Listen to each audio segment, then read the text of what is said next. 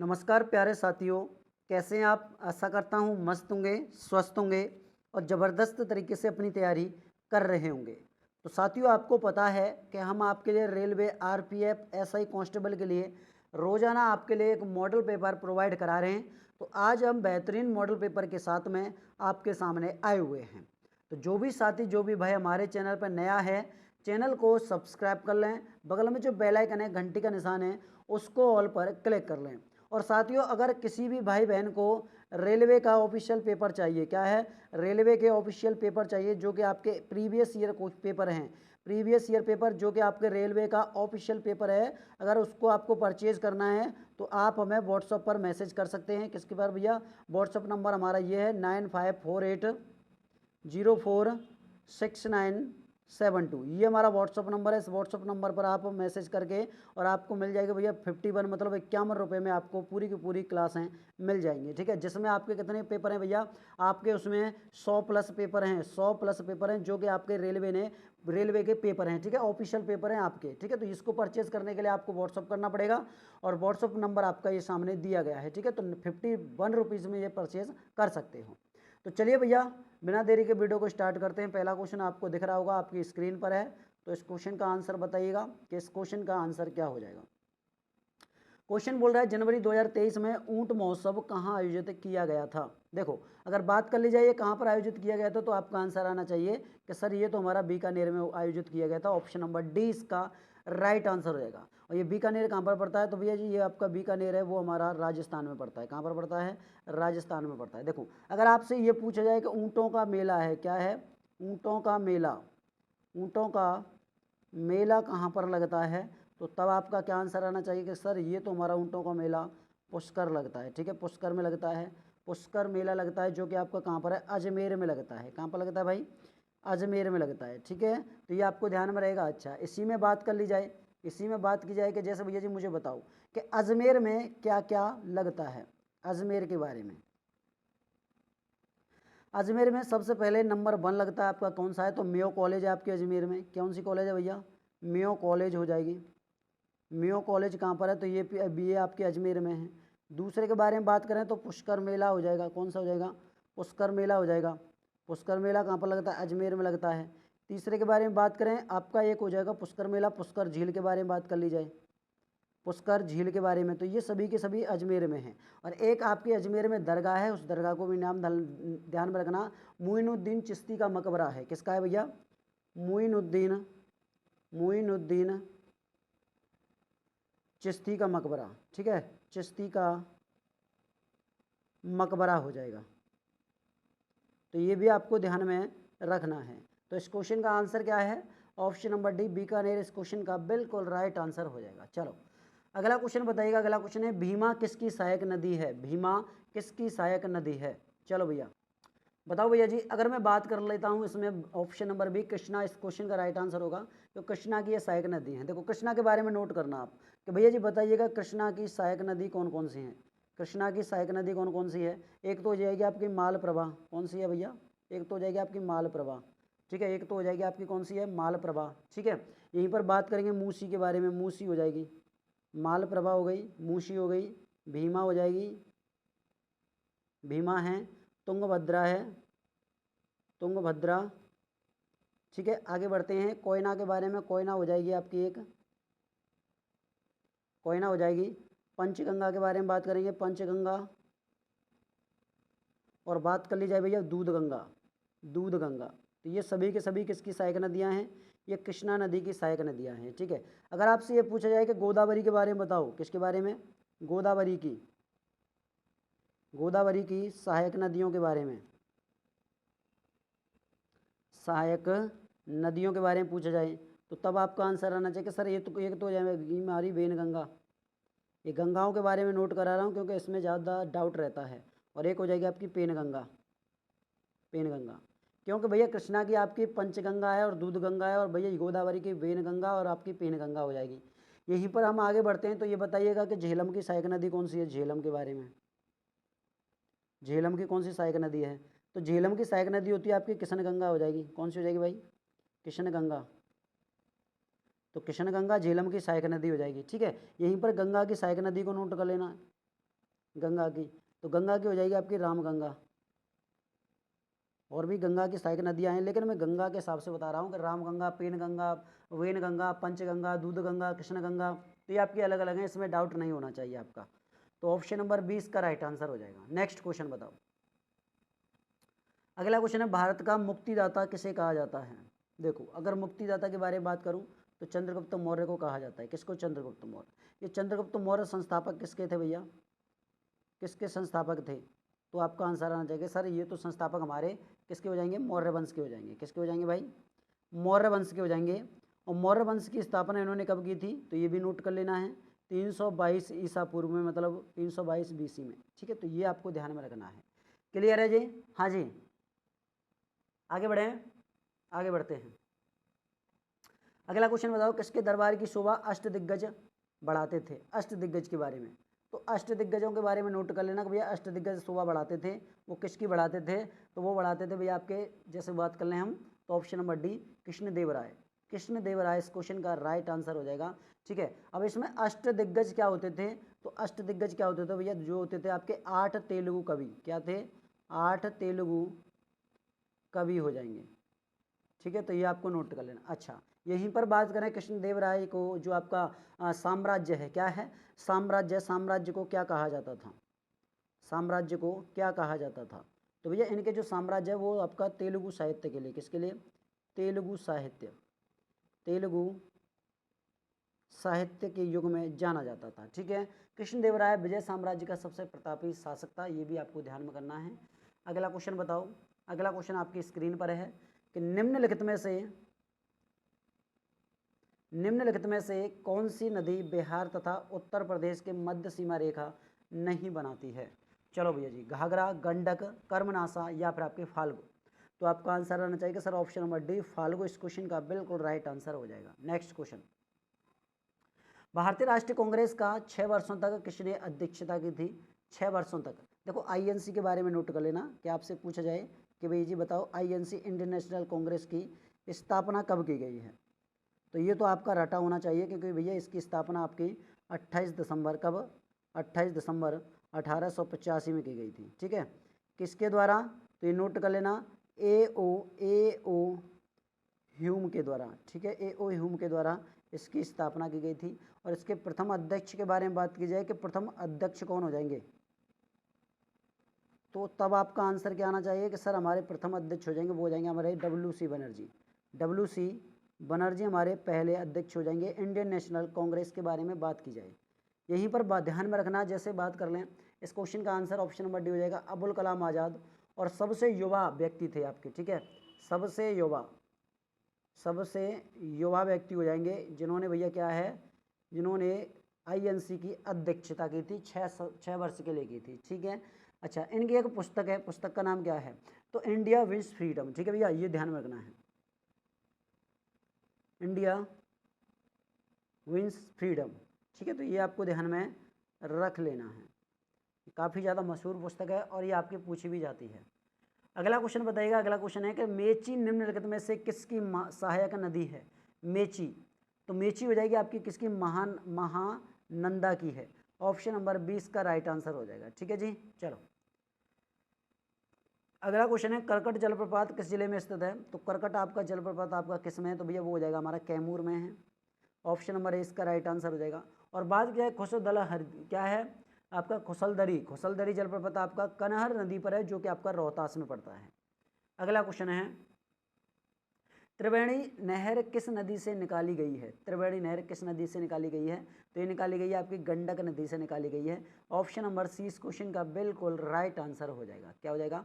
Option number C इस question का बिल्कुल सही जवाब हो जाएगा। अगर दोस्तों वीडियो अच्छी लग रही हो तो वीडियो को लाइक और शेयर करके चैनल को सब्सक्राइब जरूर कर लें, क्योंकि आपको रोजाना ये इस तरह की वीडियो मिलती रहती हैं। ठीक है, चलो अगला क्वेश्चन क्या बोल रहा है? अगला क्वेश्चन बोल रहा है कि राजभर स्तूप वह स्थान जहां भगवान बुद्ध का अंतिम संस्कार किया गया था भारत के किस राज्य में स्थित है?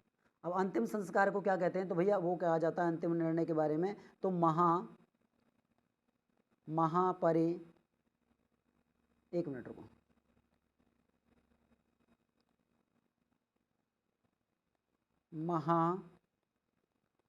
महापरिनिर्माण, महापरिनिर्माण कहा जाता है। ठीक है, तो ये आपको ध्यान में रखना है। इसको क्या कहते हैं भैया, ये कहाँ पर हुआ था तो नोट कर लेना, ये कुशीनगर हो जाएगा, कुशीनगर, कुशीनगर बोलो, या फिर इसको भैया कुशीनारा बोलते हैं, क्या बोलते हैं, कुशीनारा भी इसको बोला जाता है। ठीक है, तो ऑप्शन नंबर डी इसका राइट आंसर हो जाएगा, उत्तर प्रदेश इस क्वेश्चन का सही जवाब है। देखो अब नोट करना है इसमें कुशीनगर के बारे में, भैया कुशीनगर का पुराना नाम क्या था, इसका पुराना नाम क्या था, तो आपका आंसर आना चाहिए सर इसका तो पुराना नाम क्या हो जाएगा, तो वो हो जाएगा आपका कुसुम तारा। ठीक है, कुसुमपुर, कुसुमपुर इसका पुराना नाम था। और भैया इसी को कुशीनगर को जैसे बात की जाए हैं, कुशीनगर नहीं है वो आपका, ये तो पुराना नाम यही हो जाएगा, ये नहीं है, ये तो आपका किसका था, पाटलिपुत्र का था। ठीक है, तो कुशीनारा इस क्वेश्चन का राइट आंसर है, जो कि हमारा ऑप्शन नंबर डी में दिया गया है। किस में दिया गया है, ऑप्शन नंबर डी में दिया है। जो आपके संस्कार है, संस्कार के बारे में बात हो रही है, किसके बारे में, कि भगवान बुद्ध का जो संस्कार है, आपका अंतिम जो संस्कार दिया था वो कहाँ पर है। ठीक है, तो ये आपकी बात पूछी गई है। ठीक है, तो ये आपको नोट कर लेना है। ठीक है भैया, चलो अगला क्वेश्चन बताओ। अगला क्वेश्चन क्या है, क्वेश्चन बोल रहा है कि बौद्ध महाकला में चैत्य का अर्थ निम्नलिखित में से क्या है। देखो अब इसमें अर्थ के बारे में बात की जा रही है, तो अर्थ क्या हो जाएगा, अर्थ हो जाएगा हमारा क्या भैया, option number B, option number B हो जाएगा, प्रार्थना हॉल इस क्वेश्चन का बिल्कुल राइट आंसर है। प्रार्थना हॉल इस क्वेश्चन का बिल्कुल राइट आंसर हो जाएगा। ठीक है, चलो अगला क्वेश्चन बताइएगा। और ये आपका क्या होता है, ये आपका पूजा स्थल भी कहते हैं इसको, क्या कहा जाता है, पूजा स्थल भी इसको कहा जाता है। ठीक है जी, चलो अगला क्वेश्चन है आपका कि डॉल्फिन रिसर्च सेंटर की स्थापना कहाँ की गई थी। बताओ भैया जी इसका आंसर क्या होगा। चलो भैया डॉल्फिन रिसर्च के बारे में बात हो रही है, किसके बारे में भैया, डॉल्फिन रिसर्च है आपका, इसके बारे में बात हो रही है। तो इसका आंसर आपको बताना है कि ये आपकी कौन सी जगह पर पड़ता है। देखो अगर मैं बात कर लूँ इस क्वेश्चन के आंसर के बारे में कि सर इस क्वेश्चन का आंसर हमारा ऑप्शन नंबर बी हो जाएगा, जो कि हमारा पटना दिया गया है। पटना इस क्वेश्चन का बिल्कुल राइट आंसर हो जाएगा। अब बात करता हूँ मैं आपसे, ये बताओ कि भैया डॉल्फिन के बारे में, किसके बारे में, कि डॉल्फिन दिवस कब मनाया जाता है, डॉल्फिन दिवस आपका कब मनाया जाता है। तो आपका आंसर आना चाहिए सर ये तो हमारा 5 अक्टूबर को मनाते हैं। कब मनाते हैं भाई, 5 अक्टूबर को मनाया जाता है ये तो हमारा। ठीक है, तो ये आपको ध्यान में रखना है, ऑप्शन नंबर 20 क्वेश्चन का बिल्कुल राइट आंसर हो जाएगा। ठीक है जी, अच्छा इसी में बात की जाए कि राष्ट्रीय जलीय जीव कब आया था, राष्ट्रीय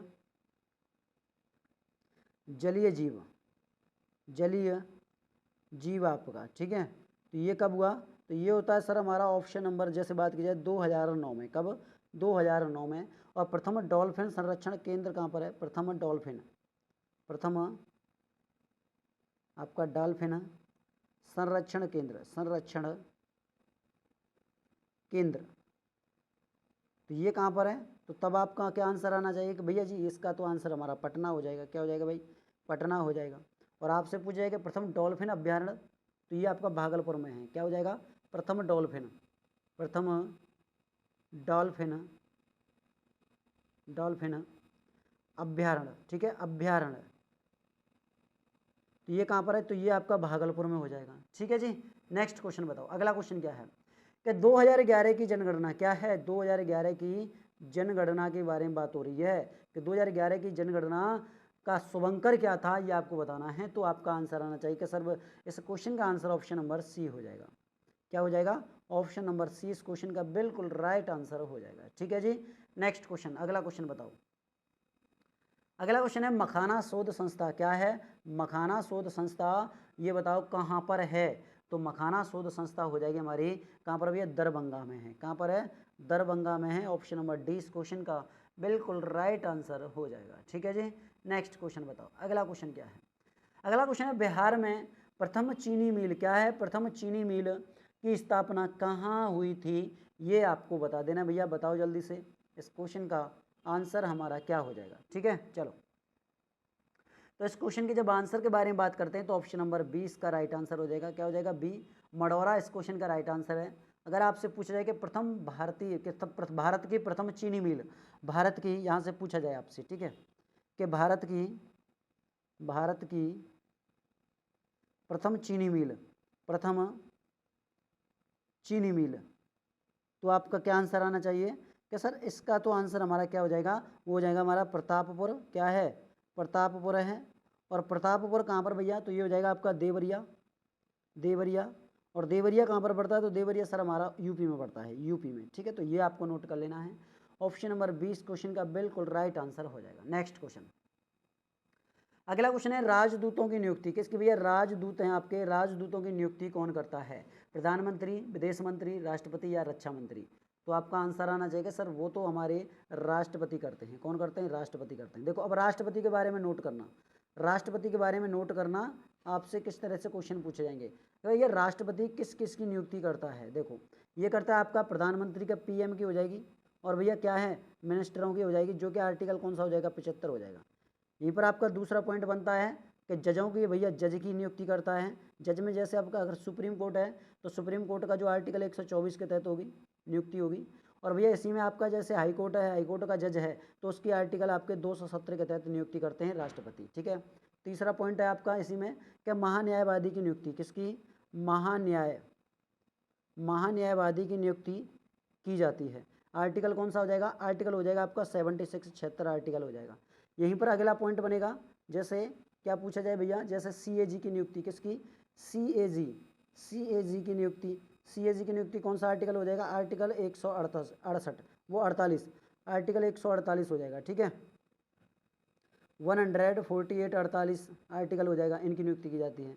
यहीं पर नोट कर लेना यूपीएससी का अध्यक्ष, यूपीएससी के अध्यक्ष की नियुक्ति कर जाती है भैया आपके आर्टिकल 316 के तहत, 316 के तहत। ठीक है, यहीं पर अगला बनेगा, अगला बन जाता है आपका गवर्नर किसकी, गवर्नर की नियुक्ति हो, गवर्नर की नियुक्ति राष्ट्रपति किस आर्टिकल के तहत, तो 155 के तहत, 155 के तहत करते हैं। ठीक है, यहीं पर आपका एक और बनता है आपका इलेक्शन कमीशन, क्या है ईसी, इलेक्शन कमीशन की जो नियुक्ति कर दी जाती है वो आपके 324 के द्वारा की जाती है, आर्टिकल 324 के द्वारा। ठीक है, तो ये आपको ध्यान में रखना है, ऑप्शन नंबर सी इसका बिल्कुल राइट आंसर हो जाएगा, सी इसका बिल्कुल सही जवाब हो जाएगा। नेक्स्ट क्वेश्चन बताओ, अगला क्वेश्चन है पाकिस्तान की सर्वोच्च चोटी तिरच मीर स्थित है कहाँ पर है, तो ये आपकी कहाँ पर है, तो ऑप्शन नंबर सी इसका राइट आंसर हो जाएगा, ऑप्शन नंबर सी इस क्वेश्चन का बिल्कुल राइट आंसर हो जाएगा। नेक्स्ट क्वेश्चन बताइएगा, अगला क्वेश्चन है कि निम्नलिखित में से किस दिल्ली सल्तनत का सही क्रम क्या है। देखो सबसे पहले अगर मैं दिल्ली सल्तनत के बारे में बात करता हूँ तो गुलाम वंश आएगा, क्या आ जाएगा भैया, गुलाम वंश आ जाएगा। गुलाम वंश कब से, 1206 से लेकर और 1290 तक रहा था। ठीक है, इसके बाद में आपका दूसरा वंश आता है, तो दूसरा वंश आएगा आपका खिलजी, कौन सा आ जाएगा, खिलजी वंश आ जाएगा। और खिलजी वंश आपका कब से कब तक रहता है, इसके बाद में आपका तुगलक होगा, तुगलक। चौथे नंबर पर इसने भैया शासन किया था दिल्ली सल्तनत पर, तो सैयद वंश हो जाएगा, कौन सा हो जाएगा, सैयद वंश हो जाएगा। और पांचवा के बारे में बात करेंगे, पांचवा कौन सा है, तो पांचवा हो जाएगा आपका लोधी वंश हो जाएगा, लोधी वंश। देखो अब इनके बारे में नोट कर लेना, इन्होंने शासन कब कब किया था। अगर मैं बात करता हूँ खिलजी वंश के बारे में तो 1290 से लेकर 1290 से लेकर और आपका 1320 तक चला था। यहीं पर तुगलक वंश का चला था आपका 1320 से लेकर और आपका भैया 1414 तक चला था। और सैयद वंश के बारे में बात करें तो 1414 से लेकर और आपका भैया 1451 तक चला था। ठीक है, और लोधी वंश के बारे में बात करें तो 1451 से लेकर और आपका 1526 तक चला था, क्योंकि इसको फिर मुगल वंश आ गए थे। ठीक है, अब इसमें नोट कर लेना, इस तरह से भी आपका क्वेश्चन पूछा जाता है कि लोधी वंश का शासनकाल कितने वर्ष का था, तो 75 वर्ष का, कितने वर्ष का, 75 वर्ष का था। सैयद वंश का शासनकाल कितने वर्ष का था, तो 37 वर्ष हो जाएंगे, 37 वर्ष इन्होंने शासन किया था। तुगलक वंश के बारे में बात करेंगे, तुगलक वंश ने भैया 94 वर्ष, कितने 94 वर्ष, सबसे लंबा कार्यकाल इन्हीं का रहा था। और खिलजी वंश को नोट कर लेना, इनका 30 वर्ष है, इनका 30 वर्ष है। तो सबसे कम और सबसे ज़्यादा पूछा जाता है तो सबसे ज़्यादा आपका हो जाएगा तुगलक वंश का और सबसे कम हो जाएगा आपका खिलजी वंश का। ठीक है, तो ये आपको ध्यान में रखना है। इस क्वेश्चन का आंसर हो जाएगा हमारा क्या, ऑप्शन नंबर बी इस क्वेश्चन का बिल्कुल राइट आंसर हो जाएगा। क्या हो जाएगा भाई, ऑप्शन नंबर बी इस क्वेश्चन का बिल्कुल सही जवाब हो जाएगा। ठीक है, चलो अगला क्वेश्चन बताइएगा कि सल्तनत काल के दौरान भूमि वितरण प्रशासन प्रणाली अद्भुत प्रकार है। क्या पूछा गया है, भूमि प्रशासनिक प्रणाली के बारे में अद्भुत है, ये आपसे पूछा गया है। तो आपका आंसर आना चाहिए सर, इसका तो आंसर ऑप्शन नंबर ए हो जाएगा। क्या हो जाएगा, ऑप्शन नंबर ए हो जाएगा। और यहीं पर नोट कर लेना कि भैया इसको शुरू किसने किया था, क्या है, इसको शुरू किसने किया था, तो भैया वो हो जाएंगे आपके इल्तुतमिश। कौन है, हो जाएंगे इल्तुतमिश। और इल्तुतमिश की बेटी का नाम रजिया सुल्तान। ठीक है, तो ये आपको ध्यान में रखना है। नेक्स्ट क्वेश्चन आपके स्क्रीन पर है कि दिल्ली में जंतर मंतर का ऐतिहासिक दृष्टि से क्या महत्व है, ये आपको बताना है। भैया जल्दी से बताओ, इस क्वेश्चन का आंसर हमारा क्या हो जाएगा, इस क्वेश्चन का आंसर हमारा क्या हो जाएगा। ठीक है, चलो बताओ भैया जी आंसर बताओ, इसका आंसर हमारा क्या हो जाएगा। देखो अगर मैं इस क्वेश्चन के आंसर के बारे में बात कर लेता हूं तो इस क्वेश्चन का आंसर हमारा सर ऑप्शन नंबर डी हो जाएगा। क्या हो जाएगा? ऑप्शन नंबर डी इस क्वेश्चन का बिल्कुल राइट आंसर हो जाएगा। ठीक है, अगर जंतर मंतर के बारे में बात की जाए कि जंतर मंतर का निर्माण किसने कराया था, क्या है इसके निर्माण के बारे में कि भैया जी जंतर मंतर का निर्माण किसने कराया था, तो आपका आंसर आना चाहिए जय सिंह द्वितीय। कौन हो जाएंगे? जय सिंह द्वितीय हो जाएंगे। द्वितीय ने इनका निर्माण कराया था। ठीक है, तो ये भी आपको ध्यान में रखना है, डी इसका राइट आंसर हो जाएगा। नेक्स्ट क्वेश्चन, अगला क्वेश्चन है कि भारत में पहले हाथी मेमोरियल की स्थापना किसके बारे में बात हो रही है? हाथी मेमोरियल की स्थापना के बारे में। भैया हाथी मेमोरियल की स्थापना निम्नलिखित में से किस शहर में की गई है? तो आपको ध्यान में रखना है ये आपके मथुरा में की गई है। ऑप्शन नंबर डी इसका राइट आंसर होगा। और देखो इसमें नोट कर लेना, जैसे बात कर ली जाए कि सबसे बड़ा हाथी अस्पताल कौन सा है, क्या है आपसे पूछा जाए कि सबसे बड़ा हाथी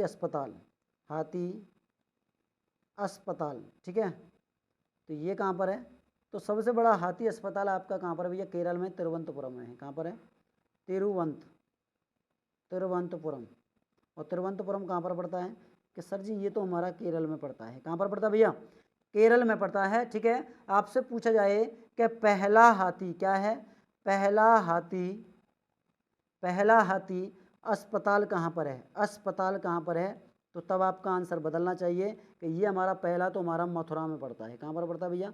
मथुरा में पड़ता है। तो ये भी आपको ध्यान में रख लेना है। तो ये हो जाएगा आपका कहाँ पर? तिरुवनंतपुरम हो जाएगा। और ये आपका कहाँ पर हो जाएगा? तो मथुरा हो जाएगा। ठीक है, नेक्स्ट क्वेश्चन बताओ। जीवाश्म नेशनल पार्क क्या है? जीवाश्म नेशनल पार्क कहाँ पर स्थित है? तो आपका आंसर आना चाहिए कि सर ये तो हमारा मध्य प्रदेश में है। कहाँ पर है? मध्य प्रदेश में। ऑप्शन नंबर सी इसका राइट आंसर होगा। और नेक्स्ट क्वेश्चन आपकी स्क्रीन पर है कि एलोरा के मंदिरों का निर्माण किसने करवाया था? तो आपको नोट कर लेना है, ये आपका करवाया था आपका राष्ट्रकूटों ने करवाया था। डी इसका राइट आंसर हो जाएगा।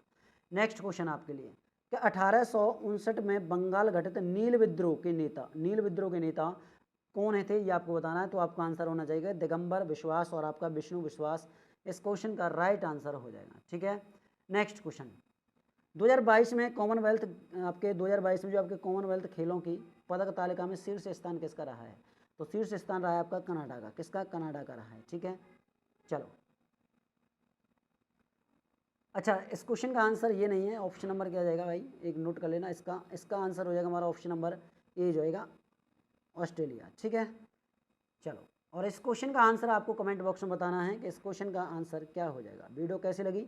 वीडियो अच्छी लगी तो वीडियो को ज़्यादा से ज़्यादा शेयर करना, लाइक करना है। अगर आपको रेलवे के प्रीवियस ईयर पेपर चाहिए, ठीक है, तो आपको क्या करना है, हमारा व्हाट्सअप नंबर 9548046972 पर आप हमें मैसेज कर सकते हो। और 51 रुपीज़ ओनली 51 रुपये में आपको सभी के सभी पेपर प्रोवाइड करा दिए जाएंगे। ठीक है, तो मिलते हैं भाई नेक्स्ट वीडियो में, तब तक के लिए जय हिंद दोस्तों, जय भारत।